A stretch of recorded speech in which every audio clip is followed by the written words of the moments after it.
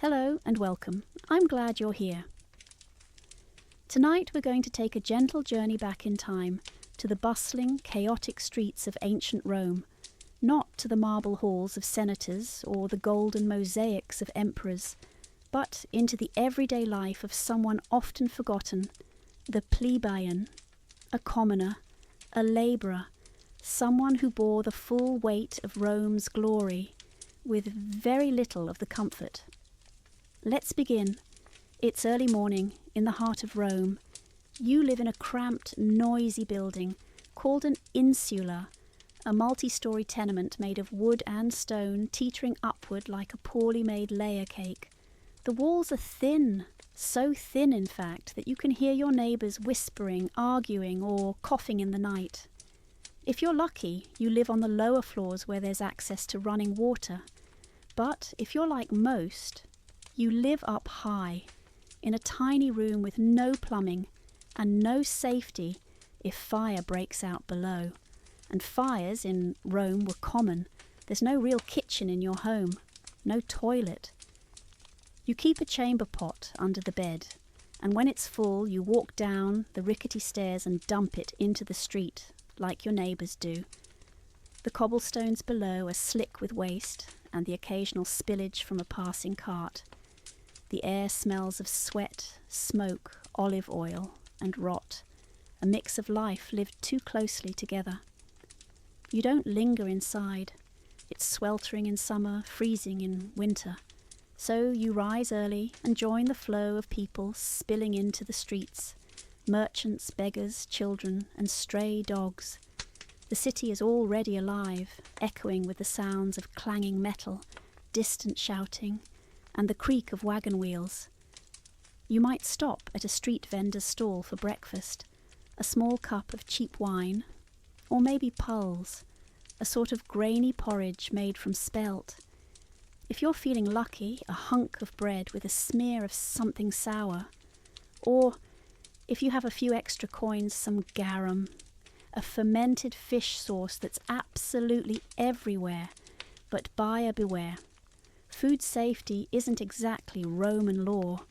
That bread might be mouldy, the oil cut with chalk, the wine diluted with river water, and garum, well, let's just say you hope it hasn't turned. After your modest breakfast, it's off to work, if there's work at all. As a plebeian, you could be anything.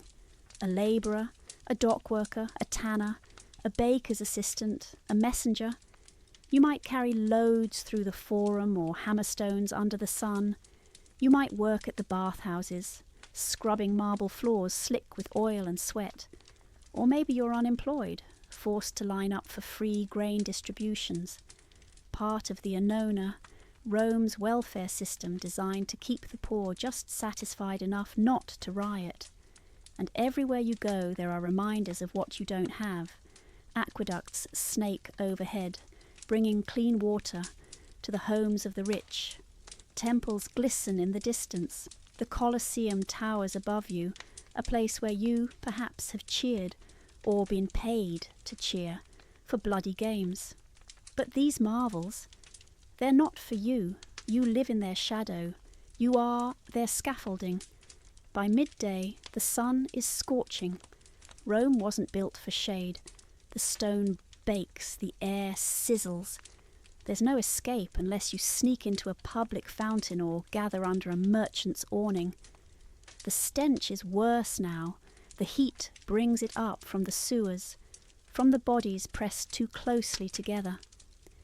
And yet, you continue, because you must. Evening brings a small relief. The air cools.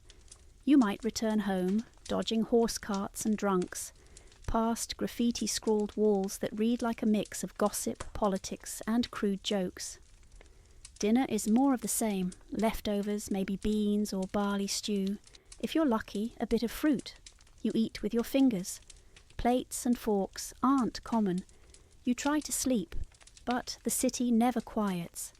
Dogs bark, babies cry. Somewhere a couple is fighting, somewhere else a fire breaks out, and people scream. You lie awake on your straw mattress, hoping your ceiling holds.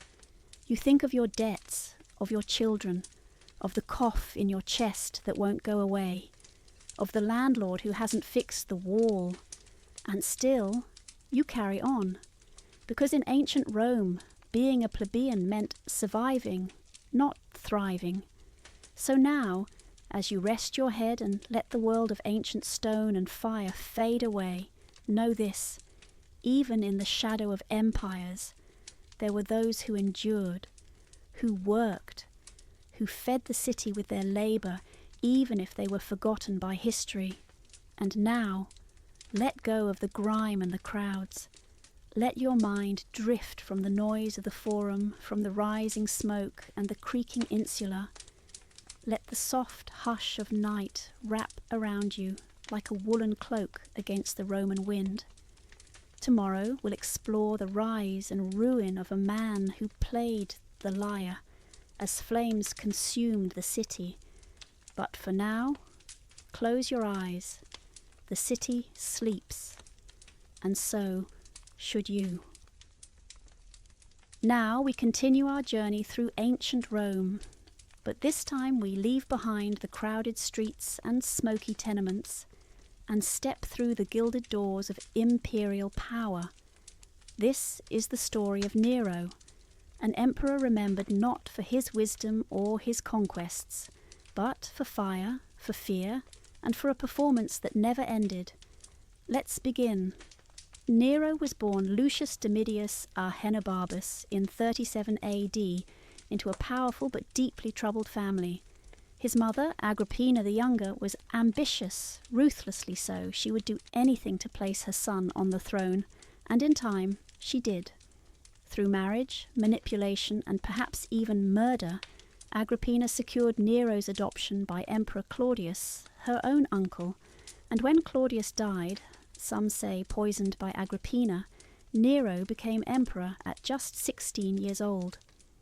At first the empire hoped. Nero was young, handsome, and cultured. He spoke eloquently.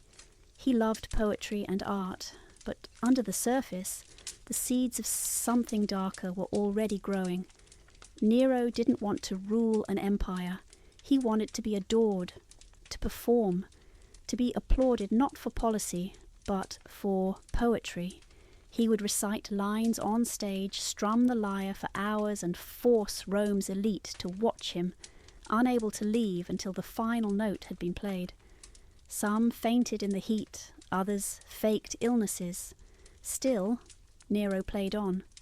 But the performance was never enough. As Nero grew older, his thirst for attention curdled into cruelty. He pushed aside wise advisers. He grew paranoid. He exiled and later ordered the death of his own mother, Agrippina. She had given him the throne, and he took it back with blood. He killed his wife, Octavia, too, and later his second wife, Pompeii, is said to have died after Nero kicked her during a fit of rage. The line between theatre and reality blurred for Nero, and the empire watched in fear. Then came the fire. It was July of 64 AD when flames broke out in the Circus Maximus. Fueled by wind and wooden structures, the fire raged for days, devouring 10 of Rome's 14 districts. The sky turned black. Families fled. Statues melted. Temples collapsed. Thousands were left homeless. And while the flames still danced, rumours began to spread. Where was Nero? Some say he was at his villa in Antium. Others claim he stood atop a tower, watching the fire consume his city, singing of the fall of Troy. Did he start it? We may never know.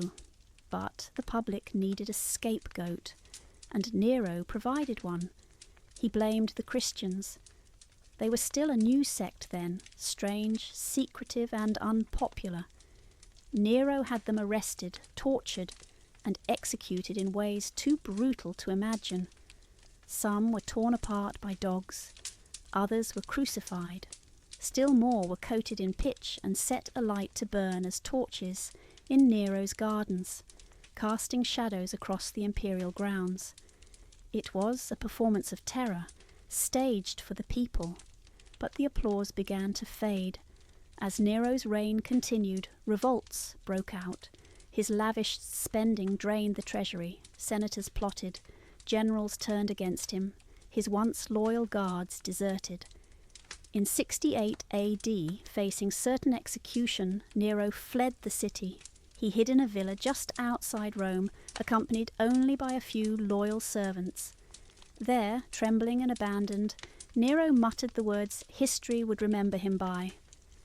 Qualis artifex pereo. What an artist dies in me! He pressed a dagger to his throat and ended his own life. He was 30 years old. Rome did not mourn him. The Senate declared him a public enemy. Statues were toppled. His name was scraped from monuments. The dynasty he belonged to, the Julio-Claudians, died with him. But Nero's memory lingered. For centuries, whispers persisted that he would return. Some believed he had escaped death. Others said his ghost wandered the ruins of his palace, still searching for an audience, still yearning for one more encore. And now, as you lie in your own quiet room, far from the palaces and pyres of ancient Rome, let your mind drift from the torches, the poetry, the fire-lit gardens. Let the heavy curtain of history fall. And now we leave the crowded streets of Rome and travel south to a once lively port town nestled beneath a sleeping giant, Mount Vesuvius, a town of frescoes, fountains, vineyards, and something else too, something colder, more precise. We enter the quiet ruins of Pompeii, but not to look at murals or collapsed villas. No, we're here for a small room in a modest house where time froze. Here, beneath layers of ash, archaeologists discovered something surprising, something sharp, clean, and strangely familiar. Tools. Medical tools. You see, when Mount Vesuvius erupted in 79 AD, it didn't just bury a city, it preserved it. Entire households were captured in a moment. People mid-step, meals on the table, cups beside sleeping dogs. And among these frozen scenes was a collection that changed how we viewed Roman medicine forever. Let's go back, slowly. You walk along a stone street. The sun is warm, though distant. The walls rise high, painted with scenes of dancing nymphs and feasting gods. There are no crowds, no voices, just the soft sound of wind through vine-covered ruins. You step into a narrow doorway, once the entrance to a home, possibly a clinic. Inside, lit by filtered light, you find a wooden chest. It's open. Inside are instruments, dozens of them. There's the speculum, a tool used to examine the human body, surprisingly similar to the ones used today. You gently imagine its use and marvel at the craftsmanship, bronze, polished, with the kind of wear that suggests it saw regular, practiced hands. Nearby you find bone levers, used to set fractures, and scalpels with interchangeable blades. Some are straight, others are curved. Each one fits neatly into a bronze handle, simple but efficient. There are forceps too, used for extracting teeth or foreign objects, and probes, some blunt-tipped, others sharp, possibly for draining abscesses or exploring wounds. You see catheters, cautery hooks, and even ear scoops, delicate tools for delicate work. It's clear now, someone in this house was a surgeon, perhaps even a medicus, a professional doctor trained in the tradition of Greek medicine. And Pompeii wasn't just a city of bakers, winemakers, and fishmongers. It was also a city where science and suffering met face to face. What's more haunting is that many of these tools show signs of use, tiny abrasions, dents, and in one case remnants of a linen thread, suggesting a suture long since gone. But there's no smell of antiseptic here, no stainless steel, No clean gloves or anesthesia. Pain was part of the treatment. You'd be given wine or opium, if you were lucky, maybe a prayer to Aesculapius, the god of healing. And yet, these physicians tried. They understood infection, at least in theory. They cleaned wounds with vinegar. They prescribed diets. They drained fluid from swollen joints and lanced boils with practiced skill. They even performed cataract surgery using a technique called couching, inserting a needle behind the eye to dislodge the clouded lens. You pause for a moment and imagine it.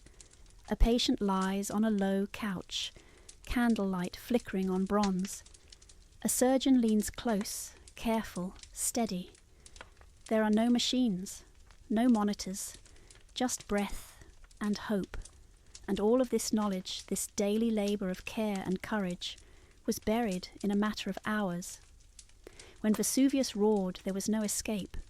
The sky turned black. The earth trembled. Ash rained down like snow, hot and fast.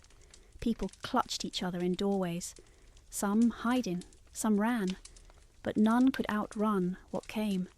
And yet, that same ash preserved it all. Centuries later, we would find their tools, as if the surgeon had just stepped out for a moment and never returned. Today, these instruments are kept in museums, studied, catalogued, still sharp, still gleaming beneath glass, a testament to what Rome knew and what it feared. So now, let your mind wander back from the dust and silence. Let the sharp edges soften. The chest closes gently. The house fades. The mountain sleeps again. Tomorrow we'll wake in silk sheets, in the guarded world of a Roman senator's wife, where whispers are more dangerous than knives. Next we step through the doors of a quiet villa, where marble floors glisten in morning light, and the scent of crushed rose petals lingers faintly in the air. We are in the private quarters of a Roman senator's wife, a woman of privilege, influence, and delicate danger. Her name is lost to time, but for tonight we'll call her Julia, and this is her day. It begins before the sun rises, with the soft stirrings of silk. Julia lies on a low, wide bed, surrounded by gauzy curtains. A slave girl tiptoes in to draw open the shutters. Cool morning air drifts through the room, carrying the distant sound of sandals tapping stone, and the faint clatter of the city waking up. Julia stretches, slowly, deliberately. There is no rush. Unlike plebeian women, her day is not filled with grinding labour, but that does not mean her life is idle or safe. Soon her ornatrix, a personal hairdresser, arrives. This woman is skilled, trained in braiding, curling and pinning hair into elaborate fashionable shapes. Julia sits still for nearly an hour as hot tongs are used to coax her hair into careful coils, jewelled pins placed just so. Every curl must be perfect. Image is power. Next comes the cosmete, the cosmetics attendant. A pale base made of white lead is gently applied to her face, followed by touches of red pigment on her cheeks and lips, and a black kohl liner around the eyes. The effect is dramatic, striking, and entirely expected. A Roman matron must look the part, controlled, polished, composed. Julia slips into a stola, a long, elegant gown, often dyed in soft hues of saffron or violet. Gold threads glint in the sunlight. Around her neck, a chain of pearls. Around her wrist, a delicate bangle. Every item signals her station. She moves now to the atrium where breakfast awaits. A small spread of bread, cheese, fruit, and watered wine. She eats little. Appetite is not fashionable. By mid-morning she may walk through the garden with her children, or write letters.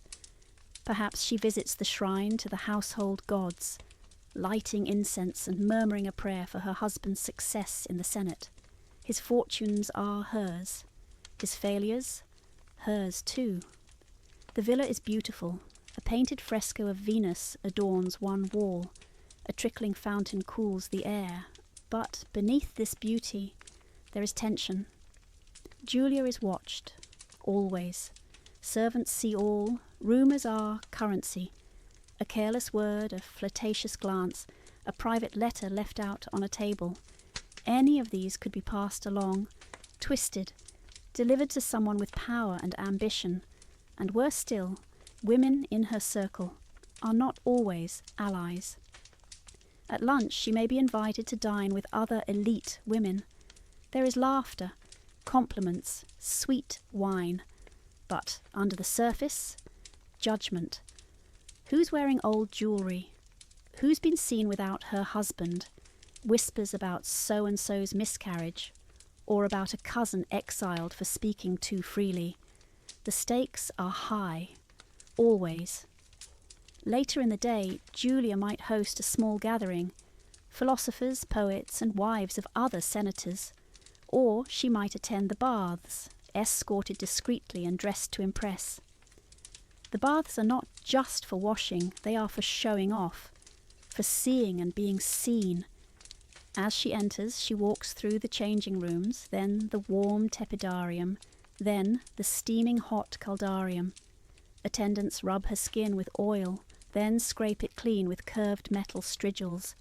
Her body is pampered, her mind rarely at rest. In the evening, her husband returns. He tells her what he can. She nods, listens, smiles. She is expected to be graceful, quiet, and clever enough not to cause trouble. Behind closed doors, she may offer advice, but publicly she is an accessory, a symbol, a reflection of her husband's status. Dinner is formal. Reclined on couches, surrounded by candles and servants, they eat delicacies. Stuffed dormice, honey-glazed fruits, roasted game and mulsum, a sweetened wine. Conversation flows. Julia smiles, laughs politely, pretends not to hear the political jabs, the passive-aggressive toasts, the barbed compliments aimed at her or others. Afterward, she retreats to her quarters. Alone, finally, she removes the jewellery, the pins, the cosmetics. Her face unmasked, her body weary. She breathes deeply. For a moment, she is just Julia again. She gazes at the stars through an open window. Somewhere out there, slaves are still working. Plebeians are settling in their smoky rooms. Senators are writing scrolls by lamplight. And she is still playing her role. Now imagine it's the year 1350. The rooster hasn't even crowed yet and you're already awake because you never really slept that well to begin with. Your bed is a straw mattress stuffed into a corner of the lower hall, and it smells faintly of mildew, smoke, and damp wool. You are a castle servant, one of dozens, sometimes even hundreds, who keep the noble household running. The first thing you feel in the morning isn't the sun, it's the cold. A medieval castle wasn't insulated. Thick stone walls trapped the chill and radiated it inward. You pull on your rough-spun tunic, your fingers already numb, and try to ignore the icy sting as you rinse your face in a basin of water left from the night before, likely frozen at the top. There's no time to linger. Your duties start before the lord and lady even open their eyes. If you're assigned to the bedchambers, you'll begin with fire duty. You carry up armfuls of wood, sometimes twice your size, to relight the hearths. Each bedroom had its own fireplace, but that doesn't mean they were warm. Most nobles still slept beneath layers of fur and wool, and often wore bedclothes made of linen and flannel. Then there's the matter of the chamber pots. If you're lucky, it's a quick job. But if it's after a feast or the lord had too much ale, the morning gets unpleasant. You empty the pots in the garderobe, a narrow shaft built into the castle wall, where waste fell into the moat or a cesspit below. The smell lingered in the walls, the floors, even in your clothes. Castles didn't have plumbing, and the stench was as much a part of daily life as the stone walls themselves. Down in the kitchens, the rhythm is different, but no less grueling. You join a team of cooks, scullions, and spit boys, some barely older than 10, preparing food for dozens of people. The hearth fire here is so large that the smoke blackens the ceiling, and the heat, even in winter, is overwhelming. The spit boy's job is to turn a massive iron rod over the fire for hours, roasting entire animals, deer, boars, and even swans on feast days. Sometimes their eyebrows would burn clean off. One blink too long, and your fingers could blister. And what about food for the servants themselves? That was different. You wouldn't be feasting on glazed quail or honeyed almonds. Your meal might be a crust of bread soaked in ale to soften it. Maybe a bowl of pottage, made of onions, beans, and whatever scraps were left from the noble's table. You might eat in the buttery, a separate space behind the main hall, often standing. Chairs were reserved for people with titles. The days were long, stretching from dawn till well after dark. You cleaned rushes from the floor, replacing the old, soiled layers with new ones scattered with herbs like lavender or sage to mask the stink. You scrubbed laundry in icy tubs. And if you were part of the stables, your tasks involved more than just mucking stalls. Horses were precious. You brushed them with care, tended to their hooves, and carried buckets of water across the frosty courtyard with your breath, fogging the air. Servants didn't always live inside the castle. Many slept in outbuildings, cramped lofts, or even in the great hall once the noble family had retired. Privacy was rare. So was comfort. Yet, for all its hardships, being a castle servant wasn't the worst position in the medieval world. If you served in a noble household, you were fed, you had shelter.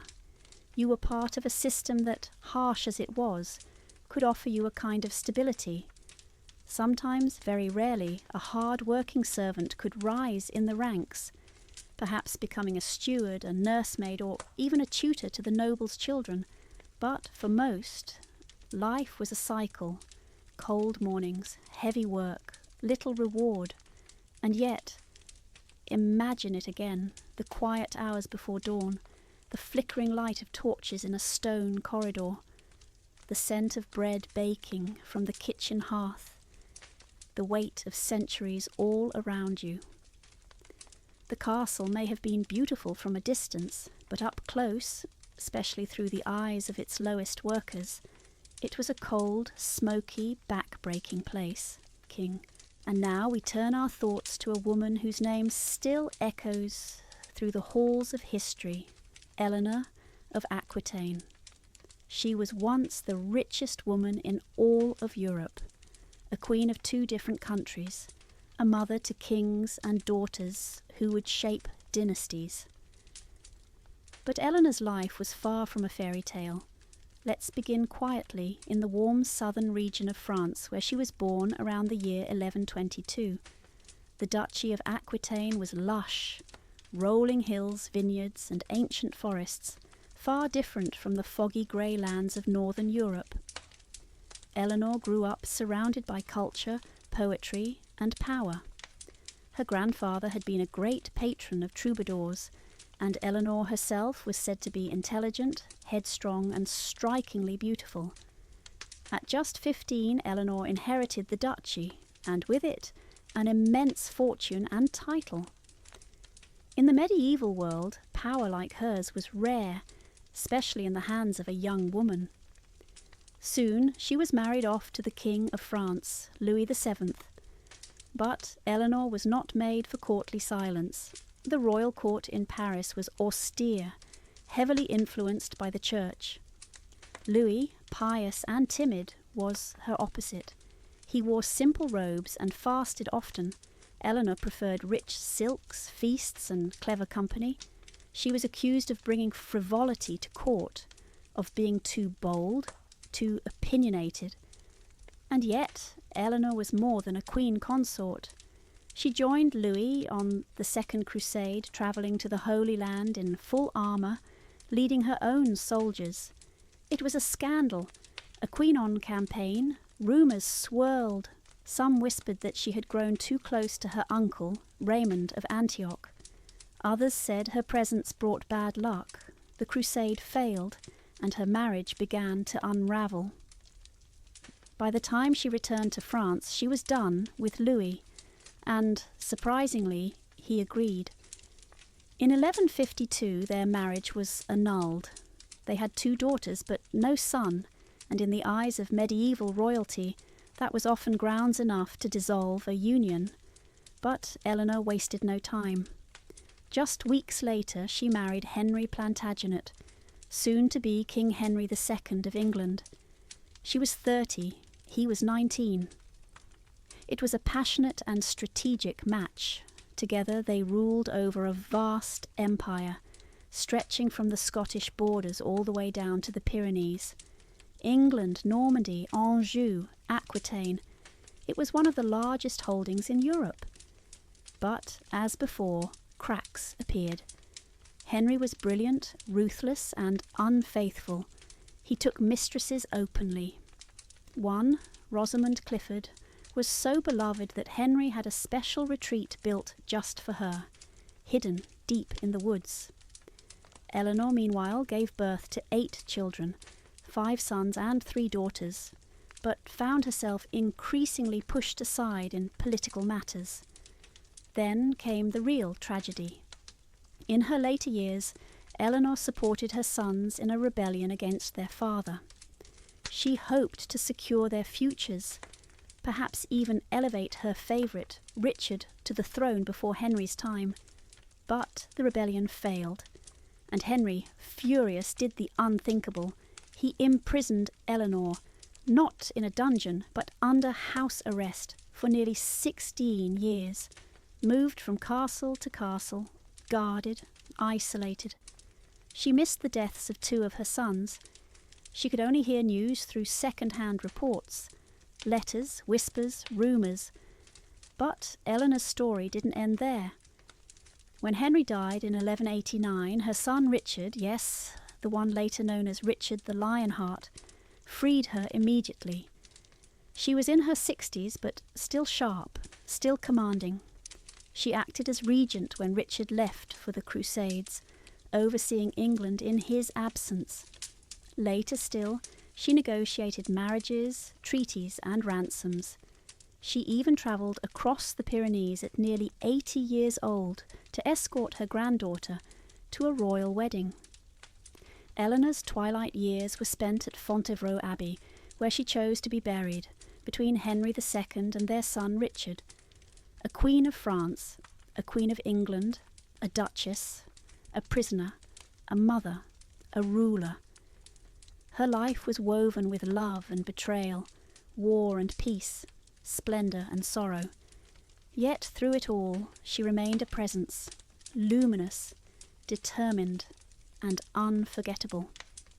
So tonight, as you rest, think of Eleanor, not just as a queen, but as a woman who lived through shifting empires, broken marriages, rebellion, and redemption. A woman who walked the corridors of castles and convents, who held power in a world built to keep her from it. Let the quiet strength of her story carry you into sleep. Now let us walk quietly through a garden, not just any garden, but one hidden within the walls of a medieval castle, a place of colour and calm, carefully tended behind high stone walls, where the air is sweet with the scent of herbs and earth, and where, beneath the ivy and soft moss, deeper secrets rest. You see, in the medieval world, castle gardens weren't simply decorative. They were useful and spiritual, and sometimes sacred in more ways than one. Let us enter one now. Imagine the heavy wooden gate creaking open as you step into the space between battlements and chapel. Sunlight filters down unevenly between turrets and walls. Bees hum lazily over lavender blooms. The scent of rosemary and thyme clings to your sleeves. You might see a cat stretching in the shade, or hear the distant clang of the blacksmith from the outer yard. At first glance, it's peaceful, tamed, a place where noble ladies might gather herbs for their salves, or where a monk might copy texts in the shade.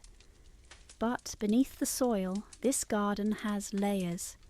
Beneath every spadeful of earth there are stories, centuries of quiet burial and forgotten rituals.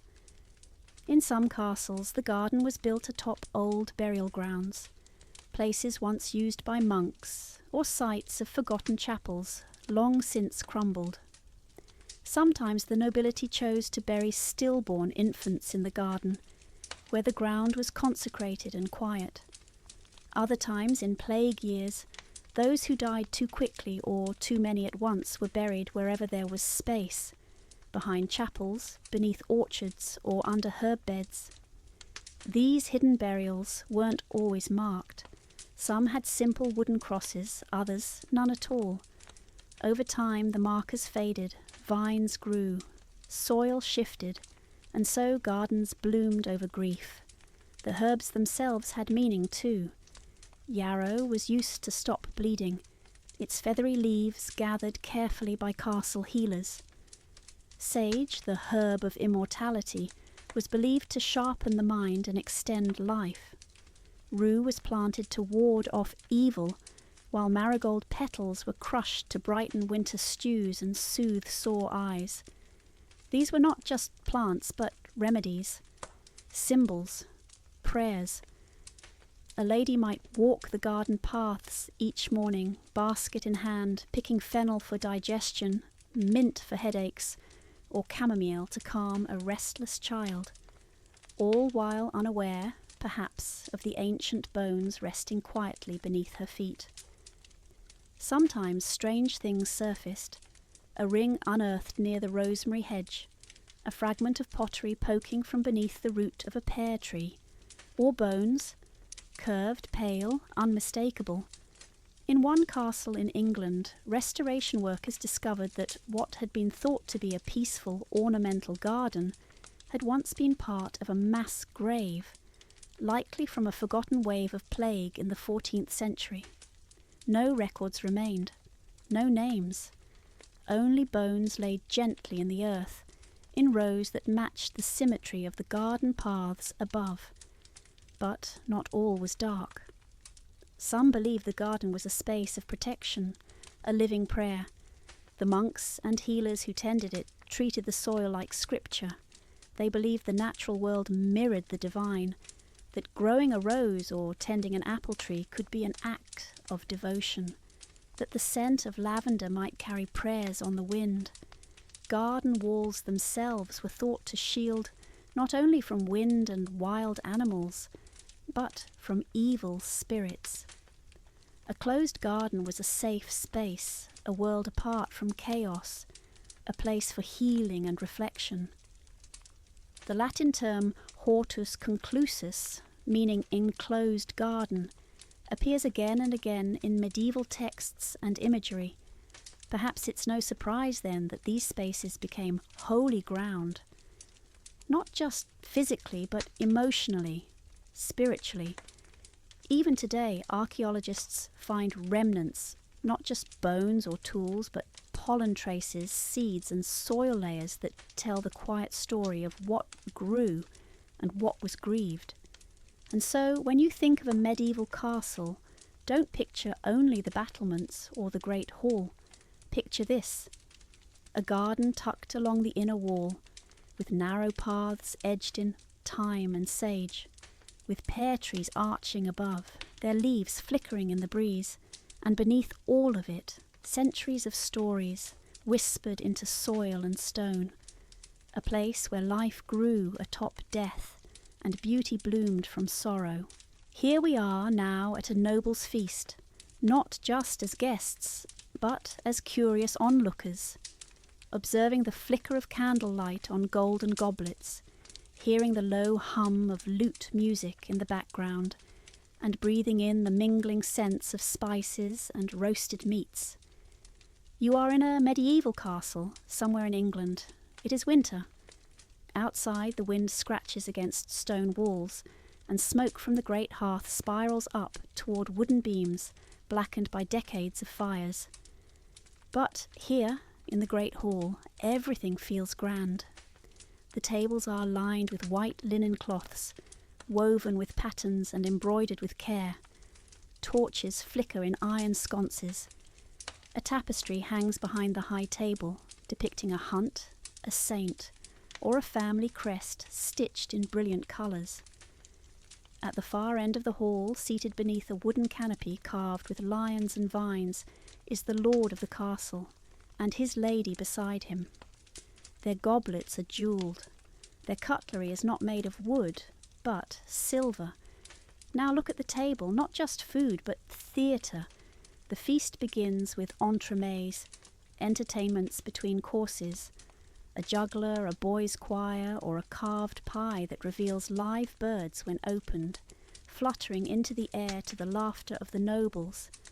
But then comes the real luxury, platters of roasted swan, its feathers reattached for display, peacock shimmering and still in full plumage, not for taste, but spectacle. The cooks spent hours preparing it, skinning the bird, cooking the flesh, then re-wrapping it in its own feathers to dazzle the diners. Venison, hunted on the lord's own land, is seasoned with vinegar, cloves, and black pepper. A rare treat, pepper came from India, brought over land and sea, worth more than a man's wage. Cinnamon, used in both sweet and savoury dishes, could cost more than silver by weight. To have it in your kitchen was a sign of wealth, power, and worldly reach. Bowls of pottage, thick stews with meat, barley, and herbs, are served alongside blancmange, a curious white dish of chicken and almond milk thickened with rice, both hearty and refined. Next there's manchet bread, soft and pale, made from sifted flour. This is not the coarse rye bread of peasants, but something delicate, often served warm with honey or cheese.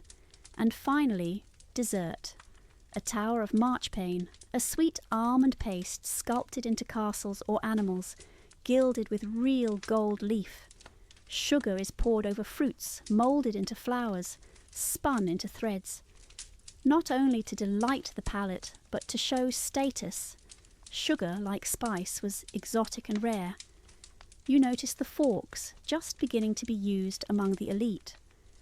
For centuries, people ate with fingers and knives, but by the late medieval period, tiny gilded forks began to appear at the most luxurious tables.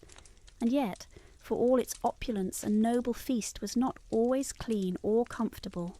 The smells were overwhelming: sweat, meat, smoke, wax. The noise constant. Dogs often roamed underfoot, hoping for scraps. And sometimes the wine flowed a little too freely. Drunken arguments spilled gravy, a troubadour ignored, a courtier weeping into his cup, and even luxury had its rough edges. Now look again at the servants who move between the tables. They carry heavy trays with practiced ease. They whisper instructions. They refill goblets without being asked. These feasts took days of preparation, slaughtering animals, kneading dough, mixing sauces, boiling wine with cinnamon and cloves until it's sweetened just right. And after the nobles left, they stayed, cleaning, washing, scraping fat from wooden floors, and starting again for the next day's meal. But for the guests, the experience was meant to impress. Food was power. A roasted boar's head glazed with apples said, "I control this land." A tower of marzipan castles said, "I have wealth and taste." A simple dish with a rare spice whispered, "I can reach across oceans." This was not just dinner. It was a declaration. And now, centuries later, the scent of those kitchens is long gone. The golden goblets rest behind museum glass. The spices have long been dust, but for a few minutes more, let yourself remain here. Let the heat of the hearth warm your thoughts. Let the hum of music and the rustle of silk fade into silence. Let the heavy stone walls melt into dream. You do not need to prepare the feast or serve the Lord. You are safe and quiet and still, and you are home. And now, let's drift back gently to a time thousands of years ago, long before pyramids dotted the horizon and golden pharaohs ruled over empires. Tonight, you're not royalty. You're something far more ordinary and far more vital, a farmer along the banks of the Nile River. The year is somewhere around 1500 BCE. You wake before the sun, wrapped in a rough linen kilt, your skin already coated with a thin film of dust. There's no gentle morning, no breakfast in bed, no soft sandals waiting by the door. Just you, your calloused hands, and the Nile's muddy floodplain. Every year the river rises, bringing with it black silt, fertile soil the Egyptians called Kemet, meaning the black land. Without this natural irrigation, Egypt would be nothing but desert. But while the river gives, it also takes. Crocodiles lurk beneath its glistening surface, their yellow eyes just above the waterline. One wrong step, and your life could end in a flash of teeth and splashing water. As a farmer, your work is endless. You plough the fields with simple wooden tools, pulled by oxen that are stubborn and slow. You plant emmer wheat and barley by hand, scatter seeds over mud with aching arms, then pray the sun doesn't scorch your crops before harvest. But the worst part isn't nature, it's the bureaucracy. You see, even in the New Kingdom so long ago, there were tax collectors. These officials were relentless. They didn't want coins. No, taxes were paid in grain, and scribes came with long papyrus scrolls, tallying what you owed to the temple and the crown. If your harvest came up short, it didn't matter why, drought, birds, or poor luck.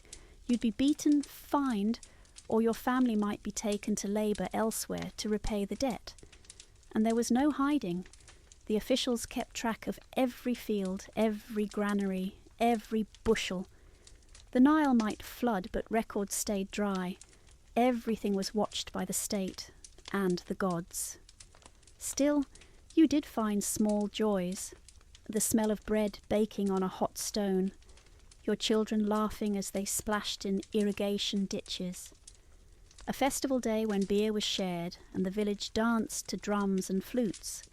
Religion gave you comfort too. You believed the gods were watching, yes, but also guiding. Osiris ruled the afterlife. Ra guided the sun across the sky. Even in hardship, you hoped for a life beyond this one where the fields were always green and the granaries never empty. Your days ended as they began, in dust and sweat. You slept on a simple mat under a reed roof, the sounds of frogs and night birds lulling you to rest. And still the work continued, season after season, generation after generation. You were not a noble. You would never see the inside of a temple or be wrapped in gold like the pharaohs. But without you, there would be no Egypt. Now, imagine yourself in the blinding light of the Egyptian sun, but not in the way it has always been understood. This is a new light, a focused singular beam from a disk in the sky, the Aten, the sun itself, no longer just a god among many, but the only god. You are now walking the sunlit courtyards of Akhetaten, the horizon of the Aten, a brand new city carved into the desert on the orders of a single man, Pharaoh Akhenaten. He was not like other pharaohs. Born as Amenhotep IV in the 14th century BCE, he ascended the throne of Egypt during a time of wealth, stability, and grand temples honouring dozens of gods. But deep within him stirred a radical idea, one that would fracture centuries of belief, silence the chants in Thebes, and send shockwaves through every corner of his empire. Akhenaten believed there was only one true deity, the Aten, the life-giving sun disk, and he would devote his reign to worshipping it and it alone. He changed his name from Amenhotep, meaning Amun is satisfied, to Akhenaten, he who is beneficial to the Aten, and with that Egypt's great religious revolution began. The gods of old, Amun, Ra, Osiris, Isis, were cast aside. Their temples were closed, their statues smashed. The powerful priesthood of Amun, long the spiritual and political backbone of Egypt, was stripped of its wealth and influence. Instead, Akhenaten erected sun temples with open ceilings where sunlight itself could pour down directly upon the altars. Gone were the dark, incense-filled halls. His temples were bare, minimalist, radiant, and yet, despite the brightness, Akhenaten's world grew strangely quiet.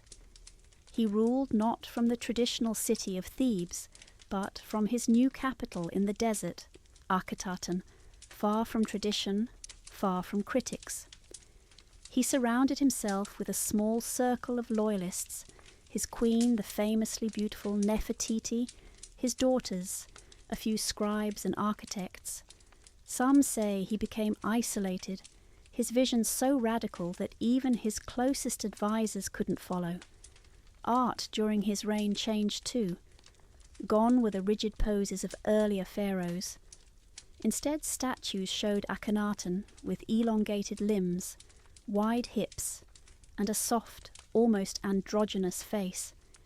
In family scenes, he was shown tenderly cradling his daughters, kissed by rays of sunlight that ended in little hands, the Aten blessing him directly. But while the sun shone on Akhenaten, his people suffered in the shadows. The common folk, still loyal to the old gods, didn't understand the changes. Their prayers to Osiris went unanswered. The great temples that once employed thousands stood silent. Crops failed. Foreign relations grew tense. Egypt, so long a beacon of power, began to waver. When Akhenaten died, quietly, mysteriously, his son set quickly. His son, the boy King Tutankhaten, took the throne, and almost immediately changed his name to Tutankhamun. The old gods were restored. The capital was abandoned. Akhenaten's monuments were defaced, his name erased from king lists, as if Egypt wanted to forget the heretic king ever existed. And for a time, they succeeded. But not forever. Today we remember Akhenaten not as a failed ruler, but as one of the earliest pioneers of religious monotheism. His sunlit dreams, though short-lived, carved a permanent mark into history. And somewhere beneath the sand, the stones of Akhetaten still shimmer in the dawn, touched by the very same sun he worshipped. Let's take a quiet walk now, through a desert valley tucked between the rocky cliffs on the west bank of the Nile. The wind here whistles gently through narrow stone corridors. The sun glints off pale limestone, and the silence is heavy, older than memory, older than kings. Beneath your feet lies a network of passageways and burial chambers carved deep into the earth. This is the Valley of the Kings.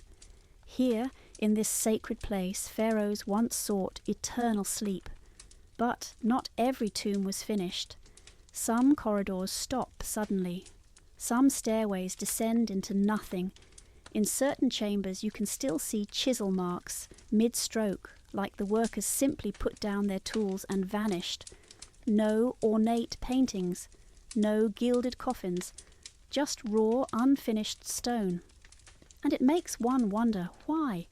Why did the builders abandon these tombs? Let's go back to the beginning of this place. Around 1500 BCE, the Valley of the Kings became the royal necropolis for the new kingdom. Pharaohs no longer built towering pyramids. Those had become too obvious, too easy for tomb robbers. Instead, they turned to secrecy, hiding their tombs in this remote valley. where limestone cliffs could conceal them and winding paths could confuse any intruder. A finished royal tomb could take a full reign to complete, 10, 20, even 30 years of planning and labour. The work was constant, performed by skilled stonecutters, painters and scribes. Day and night they worked by the flickering light of oil lamps, carving narrow shafts, smoothing walls, and painting religious texts meant to guide the soul through the afterlife. But time in ancient Egypt was not always a luxury. If a pharaoh died suddenly, whether from illness, accident, or war, the tomb might only be partially complete. In such cases, workers rushed to seal off what had been finished, decorate as much as possible, and bury the ruler before decay could set in. The Egyptians believed the body had to be preserved quickly, or the soul would become lost. The unfinished sections were simply abandoned. And so, some tombs we find today are eerily abrupt. A corridor starts to slope down into darkness, and then stops, jagged and incomplete. A chamber begins to widen, and then turns into a dead end. It is as if history itself caught its breath, and never exhaled. Other times the tomb wasn't abandoned because the king died, but because he fell from grace. Consider the mysterious pharaoh, I, once a high-ranking official under Tutankhamun. I rose to the throne late in life. A tomb, known to us as WV23, was carved for him in the western arm of the valley. But after his death, his successors may have viewed him as illegitimate. His memory was erased, his tomb fell into disrepair. It would never be completed as intended. And then there are tombs that weren't even royal. Some unfinished tombs may have belonged to nobles, high priests, or royal relatives. Figures once promised the honour of burial near the pharaohs only to lose favour, funding, or family legacy before the work was done. One of the most puzzling examples is KV Unfinished 48. No name is attached to it. No sarcophagus has ever been found inside. Only a single corridor, ending abruptly after a few metres. The marks on the wall suggest the builders stopped suddenly, mid-strike. Did the patron die unexpectedly? Was the project halted for political reasons? Or did the valley shift in priority to another tomb, perhaps for a more powerful ruler? We may never know. What we do know is that the Valley of the Kings was not a serene construction site. It was a race against death, both literal and symbolic. Tomb building began the moment a king took the throne, and the goal was not just burial but preparation for eternity. If death came too soon, the dreams of afterlife grandeur would be downsized or abandoned entirely. Sometimes one king's unfinished tomb was taken over by another. Pharaohs were practical. If a nicely carved chamber already existed, why start from scratch? The tomb originally begun for Pharaoh Smenkhkare may have been repurposed for Tutankhamun. This would explain why his tomb was smaller and less elaborate than expected for a king, because it was never meant for him at all. And as the centuries passed, tomb robbers came. Almost every royal tomb, even the grandest, was looted in antiquity. Gold was stripped, mummies unwrapped, sacred objects melted down. In many cases, workers from later dynasties stumbled upon these abandoned or half-built tombs and reused them, either for new burials or for hidden storage. But not all was lost. In some unfinished tombs, the chisel marks remain sharp, preserved by the dry desert air. These silent carvings tell us more than gold ever could. They reveal how these tombs were made by real people with real hands, sweating under the weight of stone and time. Some marks are corrections, others are doodles. One even shows a worker's footprint left in wet plaster over 3,000 years ago. There's something deeply human about it. These tombs, though incomplete, feel alive with memory. The sound of hammer on stone, the flicker of flame, the soft murmur of prayers offered by men who would never be buried here themselves. So, tonight, let us walk with them. Let us imagine the unfinished corridors as they were meant to be, full of colour, of music, of ritual. Let us see the empty chambers not as failures, but as frozen moments, paused in time. The Valley of the Kings may be a place of death, but its tombs, even the incomplete ones, are bursting with life. Let's dim the lamps now and step softly into a different world, not one of mud brick homes or dusty tools, but a sacred world of incense, ritual and power, wrapped in linen and veiled in mystery. Tonight we walk in the footsteps of a woman unlike most in ancient Egypt, a high priestess of Isis. It is early morning in the sacred city of Philae. The first rays of sunlight spill across the courtyards of the great temple complex, gilding stone pillars carved with scenes of gods and kings. In the cool shadows of the sanctuary, a hush falls. The air is thick with frankincense and blue lotus, with the soft rustle of robes and distant river sounds from the Nile. You, the high priestess, rise before dawn. Your duties are not those of a common woman, not to fetch water or grind grain, but to serve the goddess herself. You are educated, literate. You have spent years studying hymns, star charts, ceremonial rites, and the hidden meanings of dreams. You know the phases of the moon and the secret names of the gods. You are not just a servant of Isis, you are her living voice. As you dress, 2 attendants help smooth the folds of your fine linen gown. You are anointed with sacred oils, myrrh and cinnamon, and adorned with jewellery, gold bangles, beaded collars, an amulet of the Tayet, the symbolic knot of Isis. Around your neck hangs a pendant shaped like a throne, the hieroglyph of the goddess herself. Then comes the headdress, a crown of horns cradling the solar disk. You are no longer simply a woman, you are an extension of the divine. Outside, the temple awakens. The great doors are opened to the morning light. Sacred animals are fed, cats, falcons and ibis birds cared for by acolytes. Offerings are laid out, bread, beer, figs, lotus blossoms. Musicians begin to play soft rhythms on sistrums and harps, and when the time comes, you step into the Holy of Holies, the inner sanctuary where few are allowed to go. There, in the glow of flickering oil lamps, stands the statue of Isis, carved in black stone, her eyes lined with gold. You approach with reverence, bowing low. You recite ancient prayers not meant for human ears, words passed down for generations, preserved on scrolls and spoken only in these sacred walls. You bathe the goddess's statue, dress her in fresh robes and anoint her with oil as if she were a queen, because she is.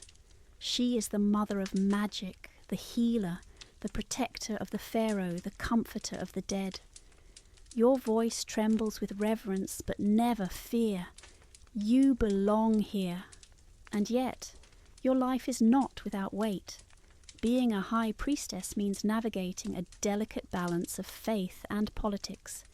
You must maintain favour not just with the divine, but with nobles, governors, and even the royal court. Pharaohs change, dynasties fall, but the temple endures, if you are careful. You attend feasts at the palace, speaking with scribes and generals, advising the queen herself when matters of childbirth or ritual arise. In a world where most women have little power, you hold it quietly but firmly. One word from you could sway a festival. One dream you interpret could determine whether a military campaign goes forward. But not everything is ceremonial. There are days when the Nile fails to rise, and villagers come pleading for your help. when plague spread and mothers leave offerings of hair and beads in the temple courtyard, begging Isis for mercy. You listen, you pray, you light candles and burn herbs. You do what you can and hope that the goddess hears you. There is also loneliness. You may not marry. Your life is bound to the temple. While others raise children, you raise rituals. Your name will not be passed down through blood, but through scrolls and song.